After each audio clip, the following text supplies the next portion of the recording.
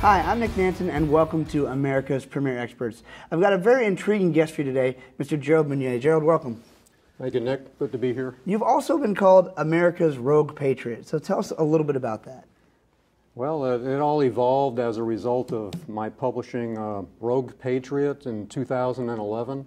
It's a political thriller, and I never thought I'd become a public speaker or do anything along those lines until after I published Rogue Patriot. And then I heard a lot from fans about how much it meant to them. And going back to how this all came about, I grew up in a military family. My father fought in World War II, and he ended up becoming a military and intelligence officer in the U.S. Air Force.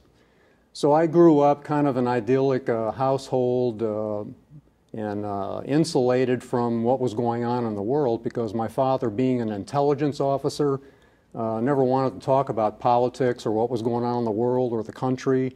So I always watched cowboy and Indian movies and westerns on TV and Ozzie and Harriet, you know, shows like that, and I had this kind of idealistic idea of what America was all about. Well, maybe it wasn't so idealistic, but back then that was the real thing. Well, after I grew up, I started seeing chinks in the armor, what was going on in the country. And, you know, I went through the Cultural Revolution in the 60s, which I didn't understand because I was too young.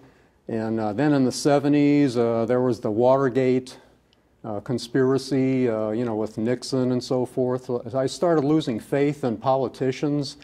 In fact, it was so bad, my wife and I voted for Jimmy Carter. And you know, what happened then is we had the Iran hostage situation, double-digit inflation, so I hopped on the Ronald Reagan bandwagon. And I thought I was a Republican then. Well, since then, Republicans have disappointed me just as much as Democrats, so I consider myself a conservative. I don't really identify myself with any political party.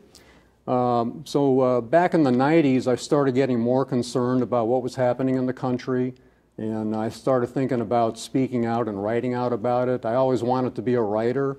Initially, I was going to write a nonfiction book about things that were going on in the country and how I felt about it, and try to get other people involved. But then I realized I really didn't have a platform, so to speak, to attract a publisher. So I always wanted to write the so-called great American novel, and so Rogue Patriot finally came about, and it was published last year. It's a political thriller, and it's about basically what can happen if the government fails to secure our borders, and how devastating it can be to any patriotic American in the country, and what can happen to his or her family as a result of that. And I've had a lot of feedback from fans saying how it touched their lives, because one in particular told me after she read it that she was an actual illegal immigrant. Now she's legal, but she originally was an illegal immigrant, and so she's obviously concerned about the illegal immigration issues that we have in the country. And she thought that was something that really spoke directly to the issue. But Rogue Patriot is more than just about illegal immigration and what can happen to the Mexican border if it's not secured. It's about a former FBI agent whose wife is killed by an illegal immigrant on the streets of Washington, D.C. And as a result of that, he loses faith in the government, ends up leaving the FBI, and trying to keep a deathbed wish or promise to his wife, he tries to relocate him and his 2 children to Colorado. Well, lo and behold, he runs into an Iranian Islamic extremist who just crossed the Mexican border on his way to Washington, D.C. His mission is to set off a dirty bomb in the nation's capital. But thinking that he's been discovered by the main character of Rogue Patriot, he tries to kill Clay Holt, our hero of the story.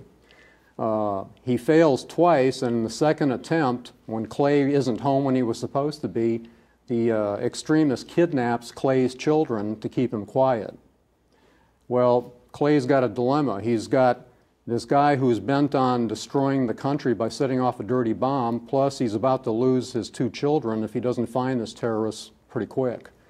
I won't tell you how it ends. Obviously, it's going to have a happy ending, but That's pretty much what Rogue Patriot is about. It's about what happens if our Mexican border is not secured. Problem is politicians really don't want to secure the border because they're hoping one party or the other is going to get all those free votes from the millions of illegals already in the country. But that's food for fodder in the second novel, because this is going to be a series. Very cool, very cool. So you don't consider yourself a political activist, and I know that, and you say you're conservative, but you don't really follow along party lines. So what through this and through your thought process, what's your kind of mission and vision for America, really? Well, my mission's kind of evolved. I was hoping to make people more aware through Rogue Patriot about the border situation and the issues involving illegal immigration. But now I'm thinking I need to go farther. I just want to make a difference, and the more I can do to get people educated and involved in helping to change the way our government works, getting our country back to its original intent by the Founding Fathers when they wrote our Constitution. I'm thinking if I can make a difference that way by speaking out, that's what I want to do, and that's my mission. Awesome. And so I know you go around the country and you speak to different audiences. Why don't you, so viewers who are watching this can understand how they might be able to have you come in and speak. What kind of audiences do you speak to, and on what particular subjects? I mean, are there obviously about Rogue Patriot, I'm sure, and about the country and the state of the border. Just give us a little bit of an idea so we can make sure they understand that.